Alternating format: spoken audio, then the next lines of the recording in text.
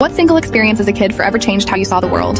When I was 13, I came down with a cold around Christmas time. But when I asked my mom if I could have some tablets, she instead insisted we go to the hospital. I thought she was overreacting, but I just figured she thought seeing a doctor would make me feel better before Christmas.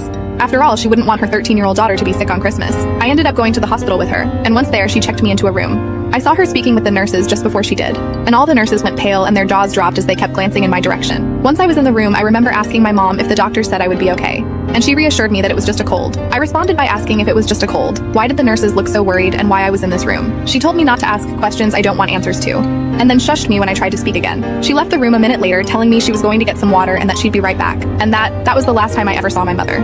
She legally abandoned me in that hospital that day, and left me to be picked up by CPS a few hours later. Christmas was in 2 days' time, and I ended up spending it in an emergency shelter. What hurts just as much is that my mother came home to my younger sisters, and she sold them a lie about how I had just died. My little sisters grew up thinking their big sister had passed away, and a big part of their childhood was ruined because of it.